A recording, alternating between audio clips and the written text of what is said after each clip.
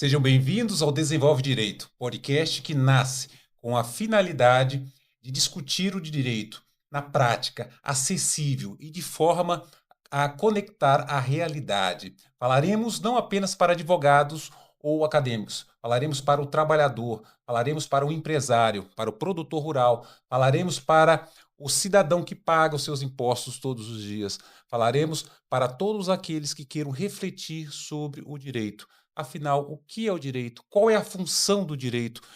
Como o direito pode ser utilizado como instrumento de desenvolvimento social? Como o direito pode ser utilizado para levar dignidade às pessoas?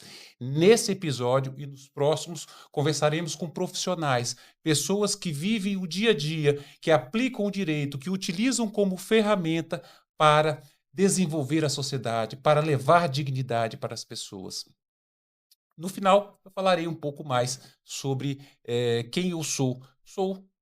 Adianto que eu sou um advogado, trabalho no contencioso administrativo e jurídico há mais de 20 anos, sou administrador judicial, fui professor da Universidade Federal do Estado de Mato Grosso, professor substituto, tive que deixar a faculdade quando eu ingressei no doutorado, onde eu venho desenvolvendo ali a pesquisa sobre a função promocional do direito, sobre a extrafiscalidade. Para o início desse episódio, vou apresentar quem faz parte desse projeto, quem está por trás do Desenvolve Direito. Doutor Evandro, por favor. Bom dia, doutor Judson. Eu sou Evandro Ortega, sou advogado e procurador de Estado. A minha missão aqui, eu diria que é trazer um pouco a visão do poder público, né, a visão pública sobre os assuntos que a gente vai tratar aqui, né? Nós vamos tratar aqui assuntos relevantes que vão impactar aí, que podem impactar a vida do empresário, de quem produz, de quem empreende no nosso Estado. A ideia é trazer essa visão e tentar contribuir aqui para os debates. E o terceiro integrante do nosso podcast foi eleito foi eleito democraticamente como o primeiro entrevistado do Desenvolve Direito, o doutor Ediandro Martins. Olá, minhas amigas, meus amigos, eu sou o Ediandro Martins, eu sou juiz do trabalho, sou autor, sou professor, estudante da área, especialmente do direito do trabalho.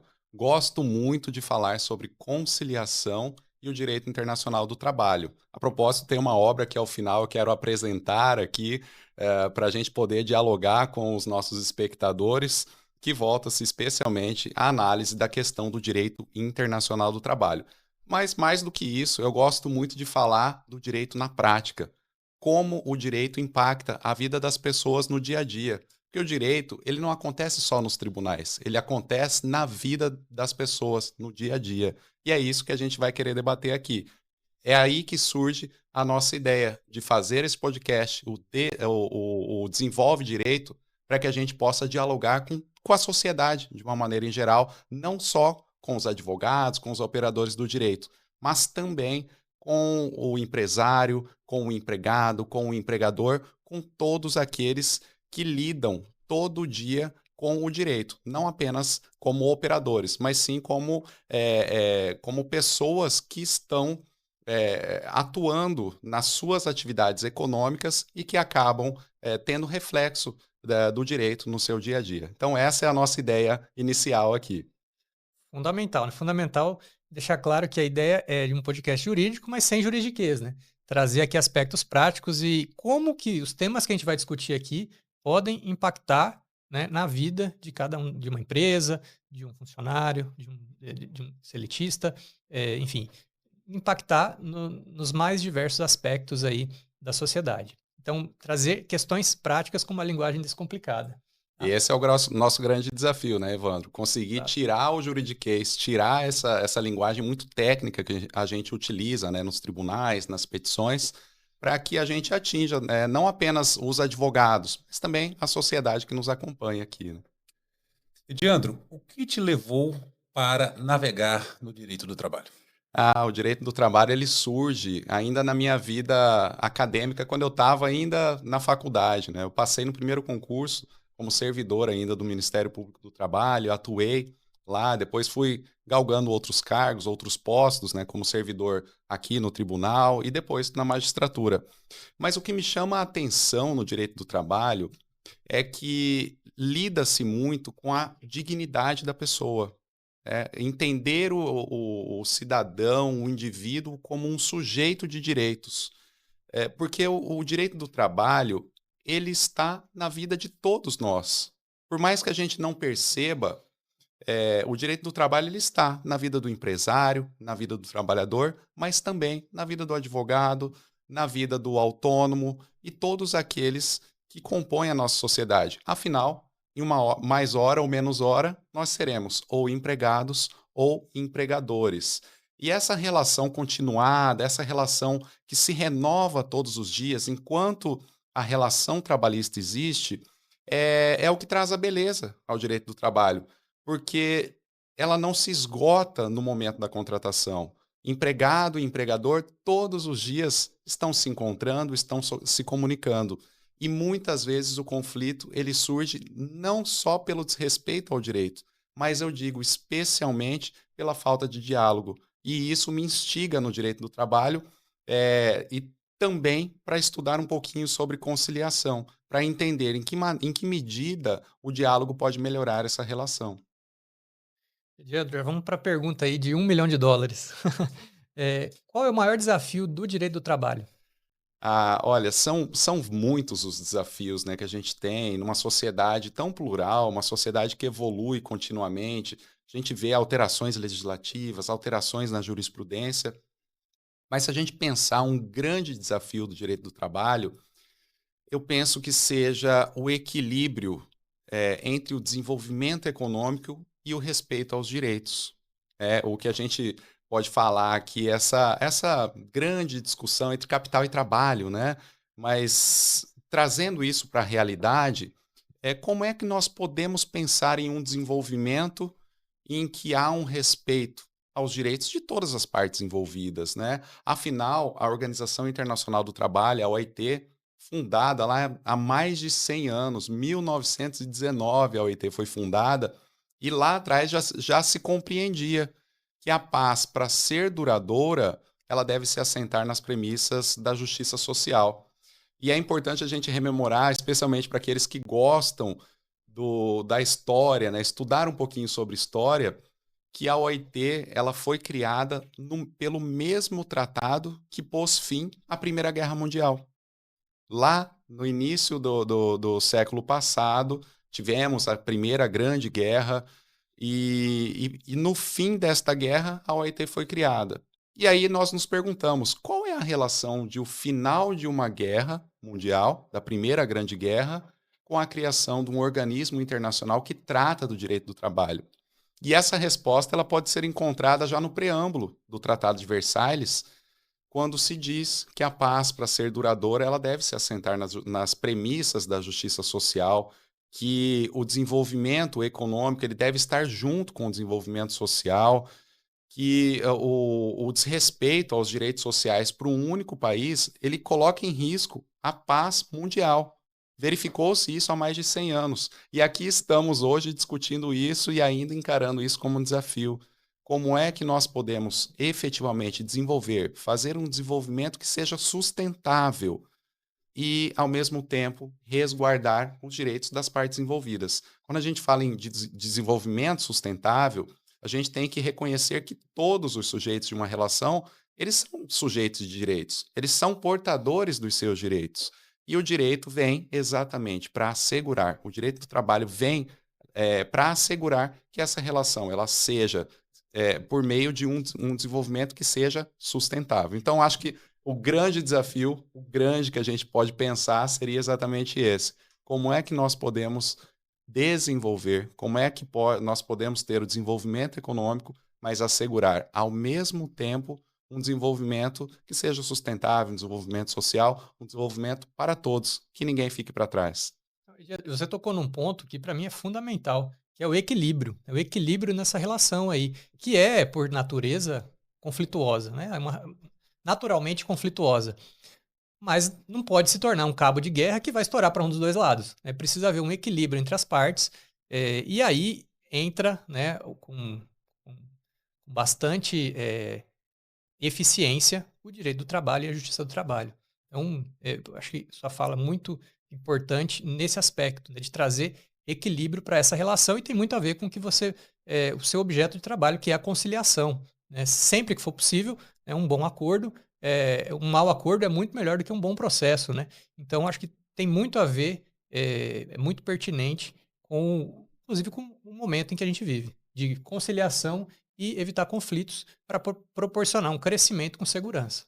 Exatamente, Evandro. A gente vê isso na relação também, né, do direito público, né? A gente tem também essa relação, essa necessidade de que o particular se desenvolva, o Estado atue efetivamente como um ator de progresso. O Estado não pode ser burocracia, o Estado não pode ser simplesmente estar atuando e existir sem uma razão de ser. O Estado existe pelo bem da sociedade. E o Estado tem que ter os gestores, né, eles têm que ter essa ciência. E nós, como servidores públicos, que somos, você como procurador do Estado, eu como magistrado, o Judson atuando como advogado, uma função essencial à justiça, nós temos que ter muita ciência do nosso papel de construtores de uma sociedade que possa estar sempre evoluindo.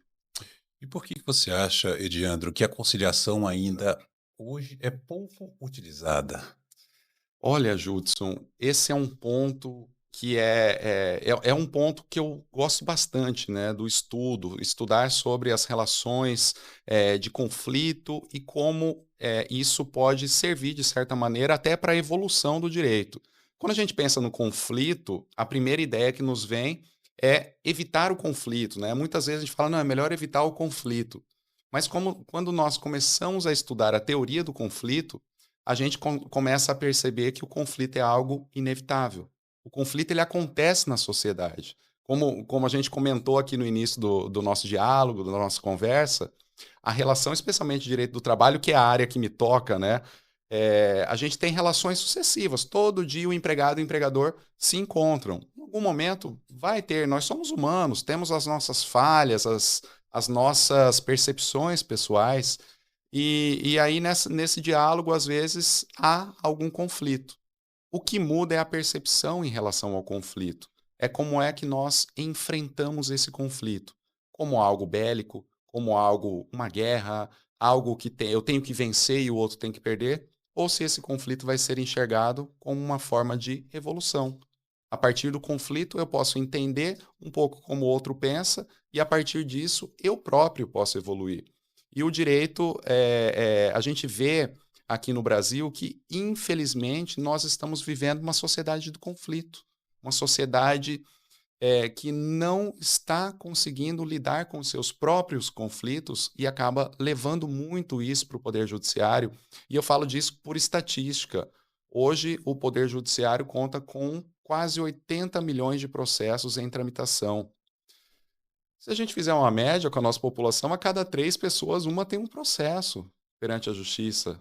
Algo está errado. Algo na nossa sociedade está errado. Não é possível que a cada 3 pessoas, uma tenha que levar um conflito para o Poder Judiciário resolver. Só na Justiça do Trabalho, no TST, em Brasília, a gente tem quase 600 mil processos tramitando.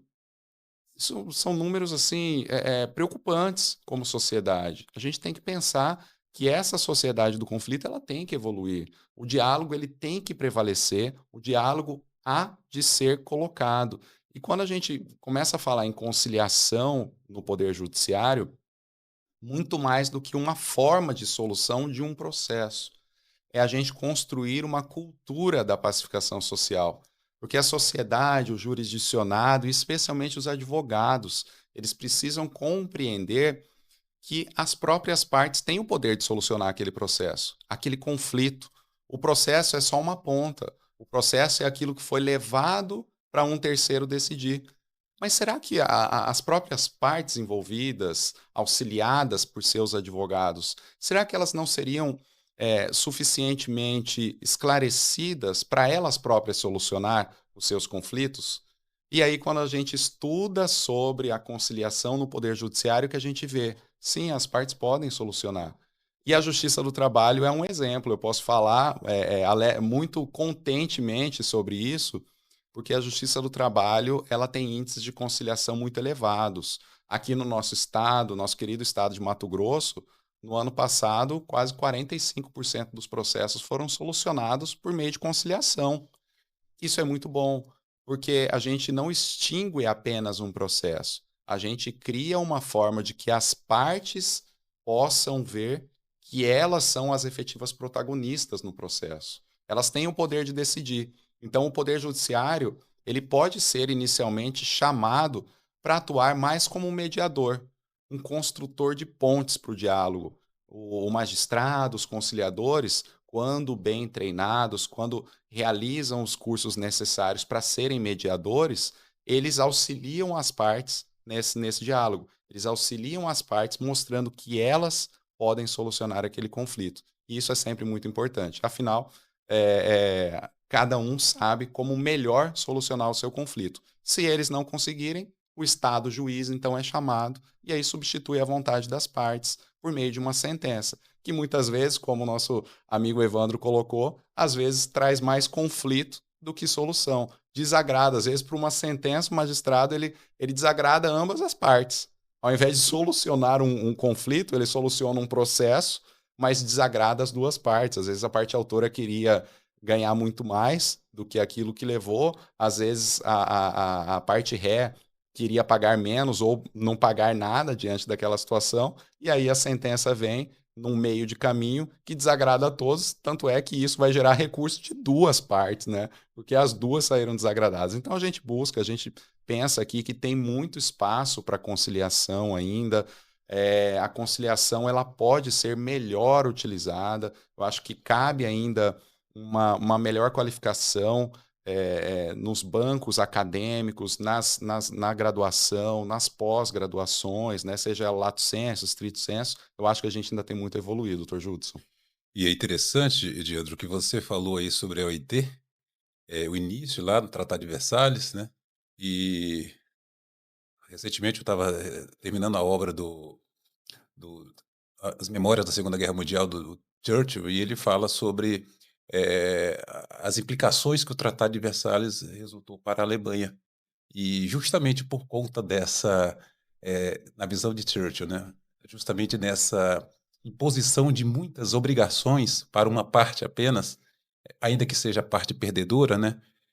Isso resultou, foi o nascedor ali da Segunda Guerra Mundial. Muito interessante a sua abordagem, doutor Ediandro. E se você fosse dar um conselho hoje para o empresário, qual seria? Olha, eu vejo que sempre prevenir é melhor do que ir para um conflito. Eu acho que há um espaço bastante grande ainda para a advocacia preventiva. Muitos casos a gente vê que o empresário ele quer fazer o melhor, mas o Brasil, e não só no Brasil, acho que de maneira geral, existe um arcabouço jurídico, não é apenas uma lei, uma regra, nós temos todo um sistema jurídico. E o empresário ele é muito bom naquela atividade que ele faz, mas se ele não tem uma retaguarda de uma boa contabilidade para analisar a sua questão tributária, um bom advogado tributarista, um advogado que o defenda ali no direito do trabalho, às vezes ele tentando fazer o certo, ele pode não cumprir com toda a legislação. Então, eu vejo que para o empresário é importante que ele esteja muito bem assessorado, que ele consiga evitar um conflito. E isso ele consegue ter previsibilidade de caixa até mesmo, porque muitas vezes uma ação trabalhista, quando ele não está preparado, pode impactar financeiramente uma empresa. De repente, se o empregador está fazendo alguma conduta irregular, seja ela consciente ou inconscientemente, mas uma conduta irregular vai gerando passivo. E uma hora isso pode emergir e trazer consequências financeiras, econômicas para as empresas, né? Teria que buscar informação, então, né? Acho que é o primeiro passo aí. Você falou muito bem de informação. As partes, elas não sabem, talvez não tenham acesso a como está regular. O que eu preciso fazer para estar dentro da lei e para atender todos os reclames, enfim, para que essa balança fique equilibrada. Porque se eu caminho fora das regras, pode haver um desequilíbrio e isso pode lá na frente gerar um grande problema, né? Então, eu falo de conselho para as empresas, conselho para que os trabalhadores também, eventualmente, busquem informação e saber que fazem parte e que também, né, muitas vezes, a conciliação é o melhor caminho. Exato. Para os trabalhadores, eu diria que um caminho importante é buscar a informação. Hoje a informação está acessível a todos. A gente tem na internet tanta informação, né? Informação de qualidade, se bem filtrada, né? A gente tem que ter muito cuidado com fake news, com notícias falsas, com informações equivocadas. Mas ainda assim a gente tem muita informação na internet, né? Hoje em dia a gente pode fazer buscas, entender um pouquinho mais sobre os direitos. Então, buscar a informação adequada, eu acho que é muito importante para os trabalhadores, mas também saber que essa relação ela é de mão dupla. Ela tem direitos, mas também tem obrigações. O empregado ele tem as suas obrigações perante o empregador, assim como o empregador também tem. Então, a gente tem que conhecer os nossos direitos, saber que somos sujeitos de direitos, mas também temos os nossos deveres a cumprir. Vamos lá para a segunda pergunta de milhões.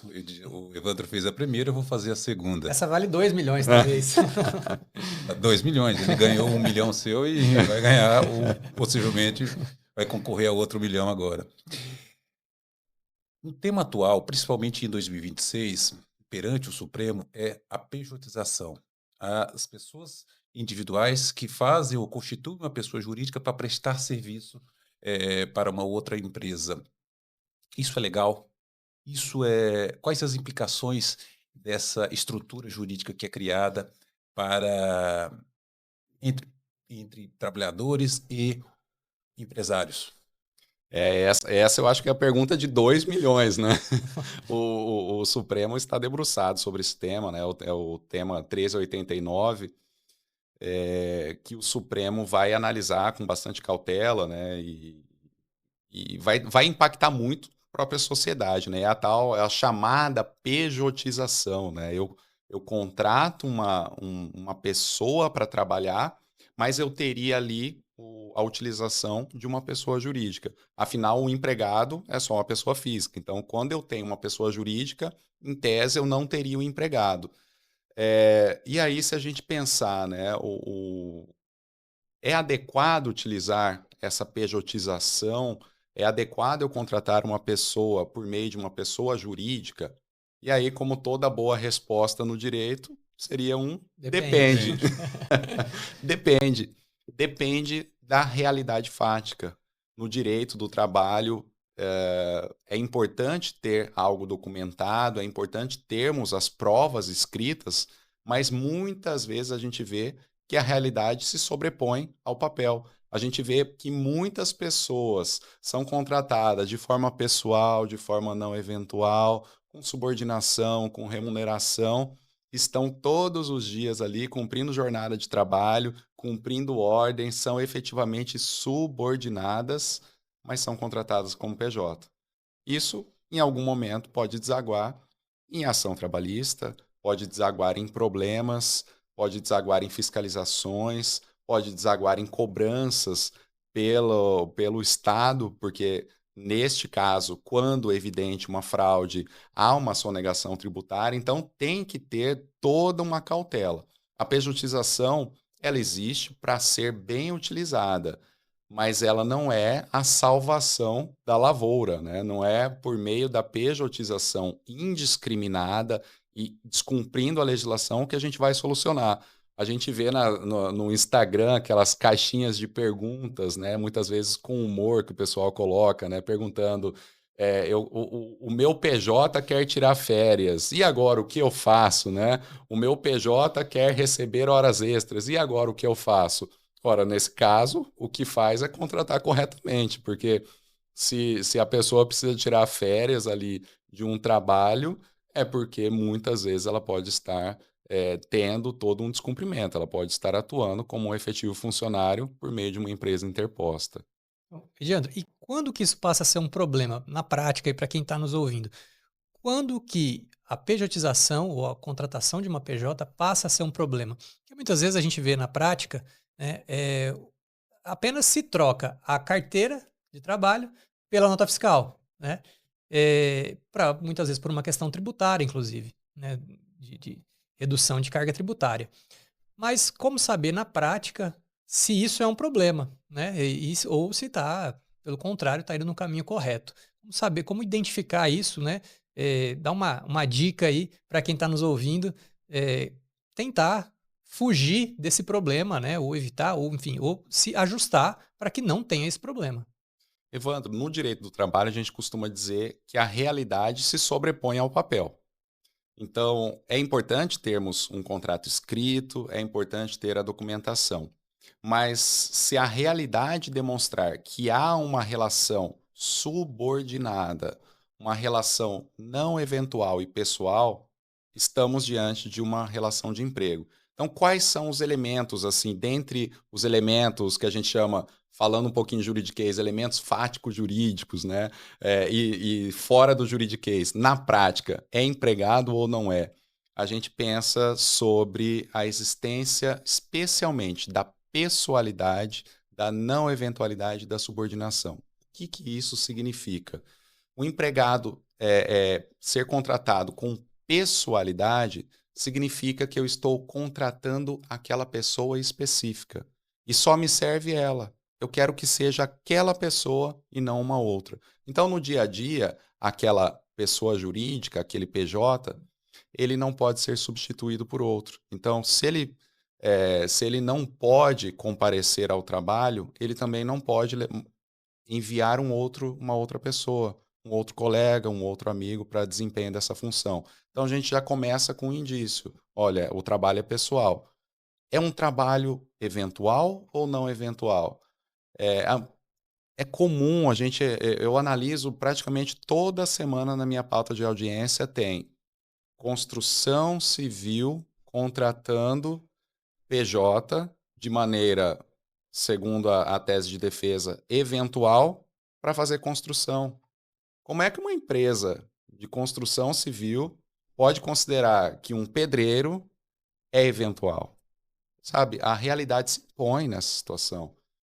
A eventualidade diz respeito à própria atividade do empreendimento econômico. Se eu tenho um hospital e eu estou fazendo uma reforma e eu contrato um pedreiro, sim, esse pedreiro é eventual, porque o hospital ele não cuida de construção. Ainda que essa obra dure 6 meses, ainda que essa obra dure um período um pouco mais alongado, essa pessoa que é contratada para fazer essa atividade, e aí tem que analisar os demais requisitos, mas pela não eventualidade, ela não seria empregada direta do hospital. Mas se eu analiso isso com uma empresa de construção civil, a gente tem evidente que esse trabalho é não eventual.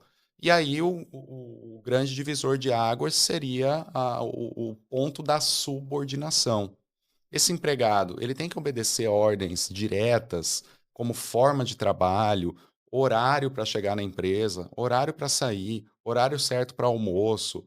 Quando ele tem que sair um pouquinho antes, ele tem que avisar um gerente. Então, o conjunto de fatores, quando analisados, a gente consegue verificar se efetivamente essa relação é subordinada e aí a pessoa jurídica ela está ali como um meio de fraude, seja ela fraude tributária ou fraude trabalhista, ou muitas vezes ambas, né? Porque a gente sabe que a contratação por PJ ela tem menor incidência tributária, e, além de sonegar direitos trabalhistas, como por exemplo, não tem que pagar 13º, o PJ não tem férias, não tem 13º, o PJ não tem hora extra, não tem fundo de garantia. Então muitas empresas têm se utilizado desse subterfúgio. Mas quando levado para a Justiça do Trabalho, a gente tem visto em muitas situações a descaracterização.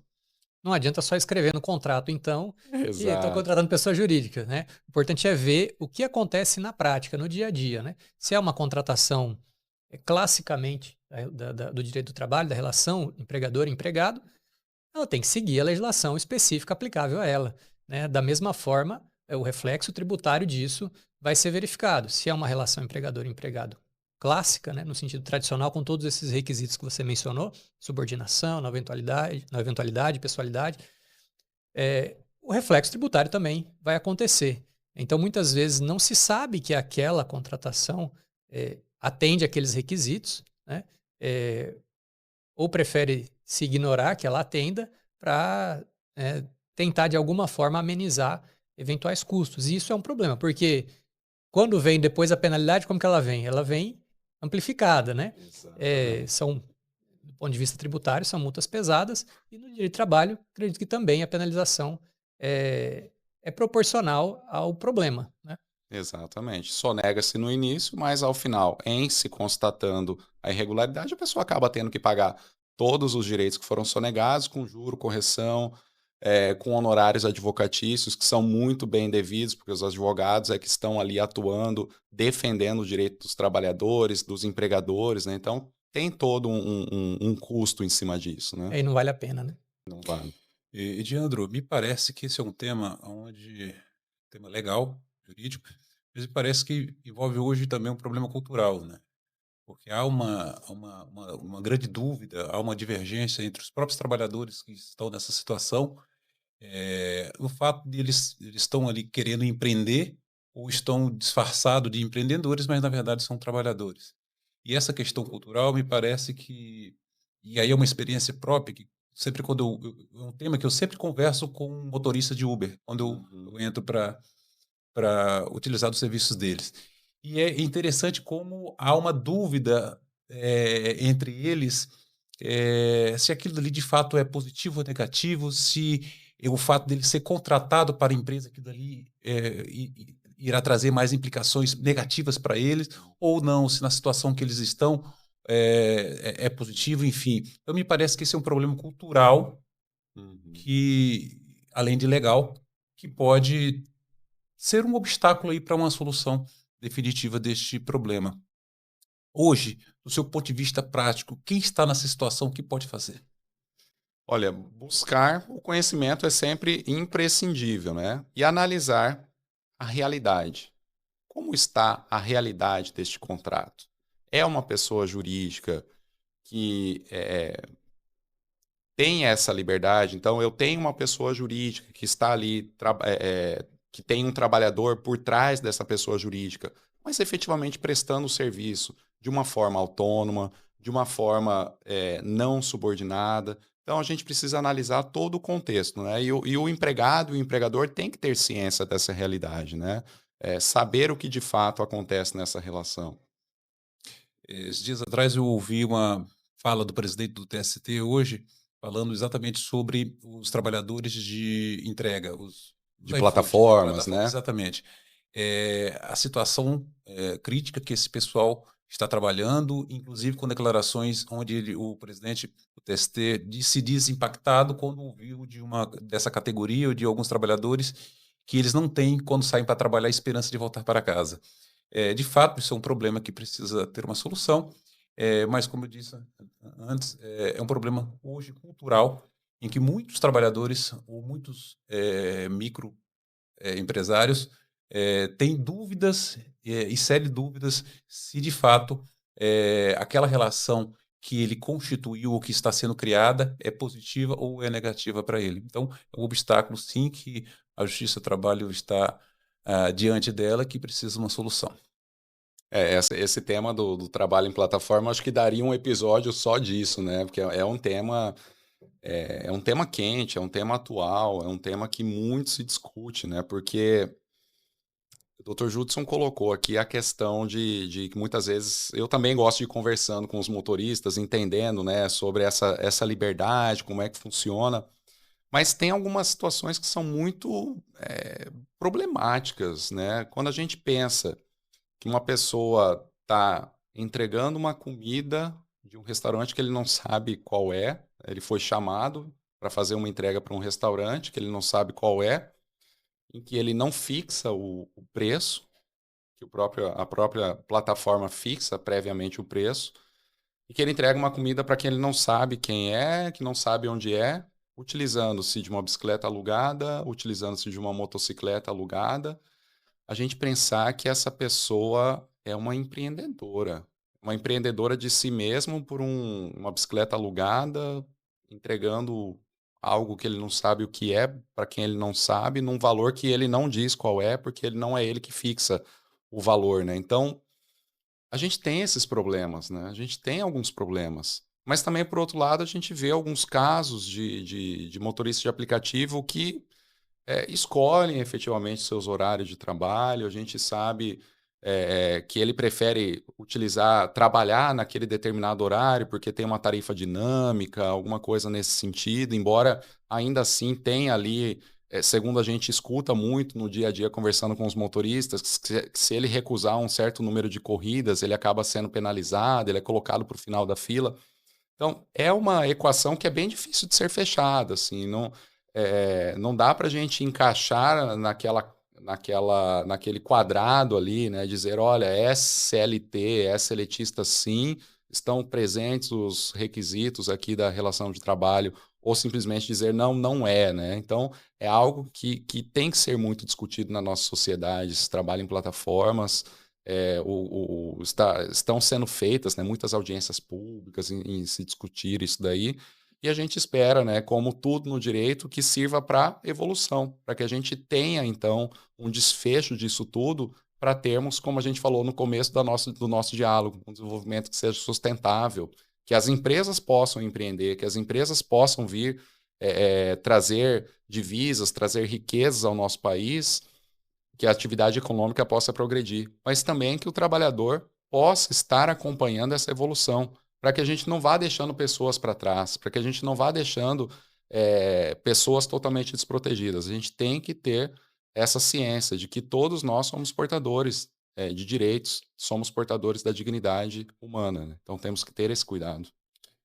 E para isso que nasce a ideia do Desenvolve Direito, nosso podcast, que é exatamente refletir sobre esse tema, esses temas que são impactantes, esses temas que há 10, a 20, a 30 anos atrás não existiam, porque de fato, quando, por exemplo, a CLT foi criada, era algo imaginável esse tipo de relação jurídica. Não tinha Hoje, aplicativo no celular, né? Nessa época, né? Para pedir, para pedir comida. O máximo que a gente tinha era o tarefeiro, né? O que é muito se assemelha. A gente pode muito se assemelhar ao tarefeiro, né? Porque ele abre o aplicativo, conecta, ele recebe pela tarefa, né? Lá atrás já se falava no tarefeiro, mas a realidade é muito diferente de 1943, né? Totalmente. Exatamente. E por conta dessas novas relações jurídicas é que o Desenvolve Direito está aqui para levar, pelo menos, o possibilitar que as pessoas possam refletir sobre essa nova forma de se relacionar com pessoas, com empresas, enfim. Mas eu ainda vou fazer mais uma pergunta. Se você fosse opinar, ainda que uma mera conjectura, qual que seria o destino ou qual que seria a decisão final do Supremo em relação a esse tema? Nesse caso, eu vou ter que dar uma volta aqui, conversar, falar e guardar a minha opinião aí, porque processo em andamento é difícil a gente comentar, né? Porque, veja, o Supremo ainda vai ouvir muitas partes, né? Ainda tem muita água ainda vai passar debaixo dessa ponte. A gente espera que seja uma decisão que como o Supremo sempre bem faz, né, que respeite a Constituição, que respeite o artigo 114, que diz respeito sobre a competência da Justiça do Trabalho. Penso que a Justiça do Trabalho está bem aparelhada para reconhecer eventual fraude ou não nessas relações, né, nessa pejotização. A Justiça do Trabalho tem um corpo muito qualificado de magistrados, servidores, e que se consiga buscar esse equilíbrio, né, entre desenvolvimento social, desenvolvimento econômico, e que a nossa sociedade possa evoluir um pouco mais e sempre estar evoluindo, né? Não, e é importante até destacar nesse ponto o papel do Poder Judiciário, né? As relações sociais evoluem diariamente, né, constantemente. Esse é um exemplo que a gente está discutindo algo que surgiu por conta de um aplicativo, de uma inovação na tecnologia. E é claro que o direito ele tem o seu tempo, né? Ele não, assim que surge a nova relação, o direito não está lá já preparado para regular, né? E aí, para onde isso vai desaguar? Isso vai cair no Poder Judiciário. O Poder Judiciário vai ter que decidir aquele caso concreto, claro, à luz dos princípios que já existem, né, dessa interpretação sistemática do direito, mas ele vai precisar decidir algo que é novo, né? Exato. Então, eu acho que esse é o grande, assim, se a gente pudesse destacar um ponto aqui da nossa conversa, eu diria isso, né? É destacar esse papel do Poder Judiciário na resolução de conflitos que a lei não pensou, né? Não se pode pensar de antemão em toda e qualquer solução. Então, enfatizar aqui, e essa foi a razão de você ser o primeiro ouvido hoje. Democraticamente, fiquei Democraticamente. sabendo, né? Eu fui eleito democraticamente para ser o primeiro. Para trazer essa visão, né? Que me parece não, eu tenho convicção que é importantíssima e essencial. Então, tá de parabéns aí o nosso convidado, que é da equipe, o Ediandro. Ótimo. Aproveitando o gancho aqui, Ediandro, vamos sim. falar do livro. A nossa obra aqui, que foi fruto aqui do meu estudo, do mestrado aqui na Universidade Federal de Mato Grosso. Eu fiz uma pesquisa sobre a agenda do trabalho decente, a implementação da agenda do trabalho decente da OIT, e com foco especial no trabalho escravo e na liberdade sindical. E aí eu me propus a fazer pesquisas, a pesquisar um pouco mais para encontrar eventuais práticas e legislações nacionais que estejam em desconformidade com o direito internacional do trabalho. Então, em cima disso, a gente trouxe aqui algumas análises sobre as práticas que ainda, infelizmente, a gente tem de trabalho escravo, trabalho análogo ao de escravo aqui no nosso país, que o Brasil por muito tempo negou, mas depois de ser condenado em âmbito internacional, não teve mais como ser negado. O Brasil veio a reconhecer a existência da prática de trabalho escravo, e aí fiz essa proposta e também uma discussão bastante aprofundada em relação à liberdade sindical, em que eu trago uma discussão, a discussão especialmente em relação ao negociado e legislado, né, que o Supremo também se debruçou, dizendo que os sindicatos eles podem transacionar direitos dos trabalhadores, desde que sejam aqueles direitos não indisponíveis, né? Então faço uma análise bastante aprofundada também deste tema. Hoje eu ganho um exemplar, mas eu tive o privilégio de estar na banca quando ele apresentou a sua dissertação do mestrado e deu origem a esta obra, né, Ediandro? E eu pude ali perceber o quanto foi duro e quanto foi aprofundado a pesquisa do Ediandro a respeito desse tema. Tá aí. Então, Trabalho Escravo e Liberdade Sindical, editora Venturoli. Tá aí. Ediandro, como que nós fazemos para encontrar você nas redes sociais? Bom, nas redes sociais, meu nome é um pouco diferente, então, @Ediandro, lá no Instagram, já vão me encontrar. E será um prazer estar junto, em contato com os nossos espectadores. Evandro, como encontramos você nas redes sociais? Eu sou @Evandro Ortega, lá no Instagram. Também tem meu livro lá, hoje eu não trouxe, mas na próxima eu vou trazer aqui para a gente mostrar. Mas está lá pela editora Juspólio também, Manual de Direito do Processo Tributário. Está indo agora para a 6ª edição. Legal.